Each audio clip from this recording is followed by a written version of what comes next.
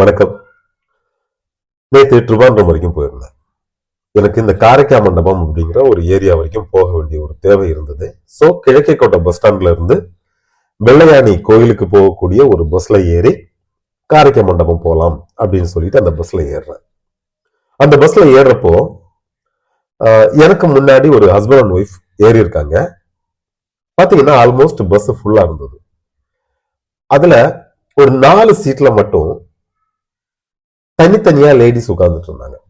அவங்க பக்கத்துல மறுபடியும் 4 பேர் நம்ம உட்காரலாம். ஆனா 4 பேரும் லேடிஸா உட்கார்ந்து இருக்கிறதுனால இந்த ஹஸ்பண்ட் அண்ட் ஒய்ஃப் ஏறினவங்க அதுல ஒரு லேடி கிட்ட கொஞ்சம் இந்த சீட்ல மாறி நீங்க உட்கார முடியுமா, நாங்க ஹஸ்பண்ட் அண்ட் ஒய்ஃபா இருக்கிறோம், ஒன்னா உட்கார்ந்துக்கிறோம் அப்படின்னு சொன்னாங்க. அதுக்கு அந்த லேடி வந்துட்டு வேர்க்கடலை சாப்பிட்டு இருக்காங்க. ரொம்ப ஒரு திமிரான ஒரு ஆட்டிடியூட்ல இந்த ஆண் சொன்னதை கூட காதுல மட்டும் வாங்கிக்கிட்டு அவருடைய ஃபேஸ கூட பார்க்காம, ஏன் வீட்டுலதான் ஒன்னாதானே இருக்கீங்க, வெளியே வந்தாலும் நீங்க ஒன்னாதான் இருக்கணுமா, தனித்தனியா உட்காருங்க அப்படின்னு அவரோட ஃபேஸை கூட பார்க்காம சொன்னாங்க. அந்த லேடியோட ஆட்டிடியூட பார்த்துட்டு அந்த ஹஸ்பண்ட் அண்ட் ஒய்ஃப்ல அந்த ஒய்ஃபுக்கு கொஞ்சம் மனசங்கடமா போச்சு. அவங்க சொன்னாங்க, பரவாயில்லைங்க, நீங்க ஏதாவது யாராவது எந்திரிக்கிறப்ப உட்காரலாம், நான் உட்கார்ந்துக்கிறேன் அப்படின்னு சொல்லிட்டு அந்த லேடி வேற ஒரு லேடி பக்கத்துல உட்காந்துட்டாங்க. அப்புறமா இந்த லேடி அப்படி திரும்பி ஒரு மாதிரி ஏளனமா கேவலமா ஒரு லுக்க கொடுத்துட்டு, ஒழுங்கா உட்கார்றதா இருந்தா இங்க வந்து உட்காந்துக்கோ, கைய காலெல்லாம் வச்சுட்டு சும்மா இருக்கணும். என்னமோ இவர் ஆல்ரெடி அந்த லேடிய போய் என்னமோ பண்ண மாதிரியும் கைய காலை வச்சு சும்மா இருக்கணும், ஒழுங்கா உட்கார்றதா இருந்தா உட்காரு, என்ன மீனிங் இது? அந்த லேடி அப்படி சொன்னாங்க. உடனே உட்கார்ந்து இருந்த அந்த ஒய்ஃப் வந்துட்டு, இவருடைய கேரக்டர் தெரிஞ்சதுனாலே இருக்கலாம், வாங்க நம்ம கீழே இறங்கலாம், நம்ம அடுத்த பஸ்ல போலாம் அப்படின்னு சொல்லிட்டு அவரை கூட்டிட்டு கீழே இறங்குறதுக்கு ட்ரை பண்றாங்க. கீழே இறங்குறப்பவே சாரி கீழே இறங்குறப்பவே அந்த ஆள் சொல்லிக்கிட்டே தான் இருக்கிறாரு, உட்கார்றதுக்கு முன்னாடியே இவ்வளவு அடாவடி பண்ற நீ, உன் பக்கத்துல வந்து உட்கார்ந்துட்டா என்னெல்லாம் பண்ணுவீங்க அப்படின்ற மாதிரி சொல்லிக்கிட்டு இறங்குறாரு. இதுல இருந்து வரக்கூடிய கேள்வி என்ன அப்படின்னா, ஆண்களை பத்தி அந்த அம்மா என்ன நினைச்சிட்டாங்க? எல்லாரும் ஒரே மாதிரியாவா? ஏன் எல்லா லேடிஸும் ஒரே மாதிரியாவா இருக்கீங்க? இல்ல, அதுக்குன்னு சொல்லிட்டு ஒரு லேடி கிட்ட இருந்து ஒரு தப்பான ஒரு விஷயம் வந்துருச்சுன்றதுக்காக ஆண்கள் எல்லா லேடியுமே அப்படி பாக்குறது இல்லையே. ஏன் பெண்கள் மட்டும் எல்லா ஆண்களையும் ஒரே மாதிரி பாக்குறீங்க? இதுல முக்கியமான விஷயம் தெரியுமா, கைய காலை வச்சுட்டு ஒழுங்கா இருக்கணும்னு சொன்னப்பையும் அந்த லேடி ஏளனமா பேசுறதுக்கு எல்லாத்துக்குமே சுத்தி இருக்கிறவங்க எல்லாம் வேற வேற ஆட்கள் தான். ஒரு மாதிரி அவங்க பேசி முடிச்சோன்னே இவங்க எல்லாம் சிரிக்கிறாங்க. ஏன் இதுல சிரிக்கிற அளவுக்கு என்ன இருக்குது? அந்த சிரிப்பு அந்த ஹஸ்பண்ட் அண்ட் ஒய்ஃபை எவ்வளவு ஹர்ட் பண்ணுச்சு தெரியுமா? நான் பார்த்தேன், நான் அங்கதான் நின்றுட்டு இருந்தேன், நான் பார்த்தேன். எதுவுமே நம்மளால பேச முடியல அந்த இடத்துல. ஏன்னா அந்த லேடியோட ஆட்டிடியூட் அப்படி இருந்தது. தேவையில்லாம சண்டைக்கு வருவாங்க, நம்ம பதில் சொல்லுவோம், நம்ம வேற வேலையா போயிருக்கோம், சண்டை போட்டு எதுக்கு தேவையில்லாத விஷயங்களை பண்ணணும் அப்படிங்கிறதுனால ஒண்ணுமே பேச முடியல அந்த இடத்துல. அந்த ஹஸ்பண்ட் அண்ட் ஒய்ஃப் இறங்கி போயிட்டாங்க. என்ன பார்த்தாங்க? நான் மட்டும்தான் நின்றுட்டு இருக்கேன். என்ன பார்த்தாங்க? ஏய், இதுல உட்கார்றதா இருந்தா உட்காரு, ஒழுங்கா உட்காரணும் அப்படின்னு மறுபடியும் சொல்றாங்க என்ன பார்த்து. அதே நேரத்துல எல்லாரும் சிரிக்கிறாங்க. சின்ன குழந்தைங்கள்ல இருந்து, சின்ன குழந்தைன்னா ஒரு 15 வயசுக்கு மேல உள்ள ஒரு சின்ன ஒரு பொண்ணு உட்கார்ந்து, அந்த பொண்ணுல ஆரம்பிச்சு வயசானவங்க வரைக்கும் சிரிக்கிறாங்க. அந்த லேடி அவ்வளவு சவுண்டா சொல்றாங்க. அந்த அந்த பஸ்லயே டோட்டலா ஆண்கள்னு பாத்தீங்கன்னா ஒரு 5 6 ஆண்கள் தான் உட்கார்ந்து இருந்திருப்பாங்க.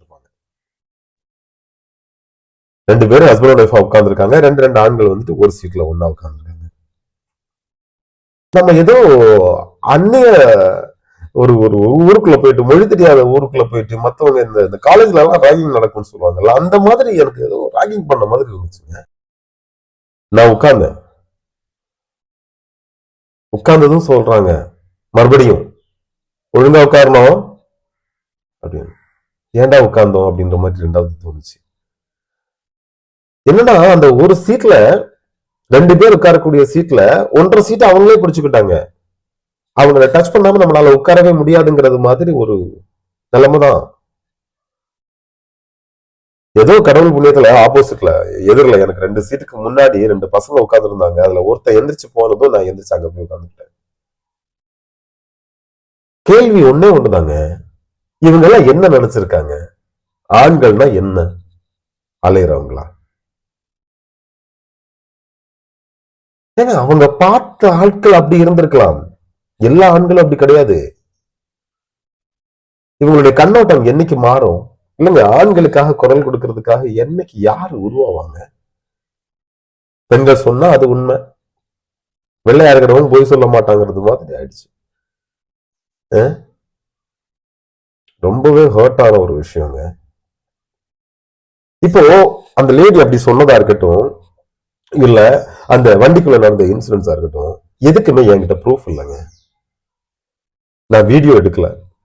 அந்த சீட்ல 4 சீட்லயும் அவங்க தனித்தனியா தான் உட்கார்ந்து இருந்தாங்க அப்படின்ற ப்ரூஃபுக்காக நான் பிக் எடுக்கல, எதுவுமே எடுக்கல. ஒன்னே ஒண்ணுதாங்க, இந்த விஷயம் ஒரு வேலை 4 பேருக்கு தெரியறது மாதிரி ஓரளவுக்கு ஷேர் போய் இந்த விஷயம் யாரோ ஆண்களுக்காக போராடுற யாரோ ஒருத்தங்களுடைய கண்ணுல இது பட்டுச்சு அப்படின்னா, அவங்க ப்ரூஃப் வேணும் அப்படின்னு நினைச்சாங்கன்னா, நேத்து டேட் என்ன?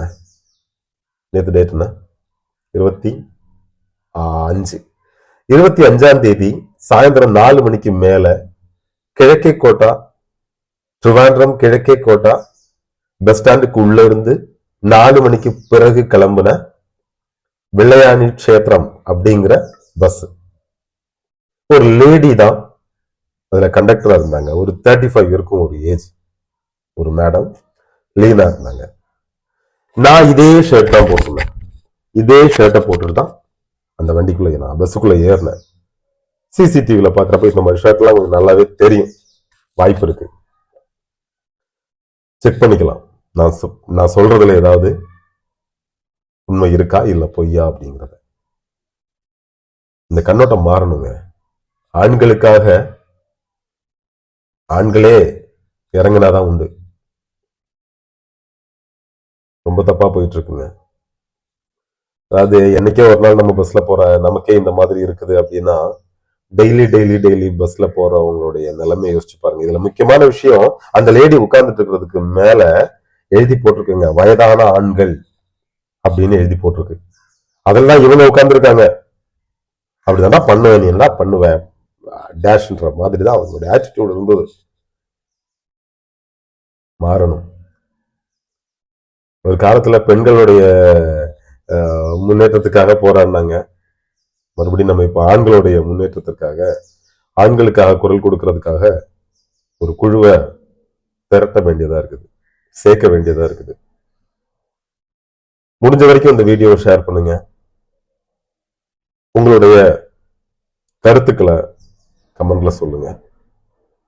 Thank you so much.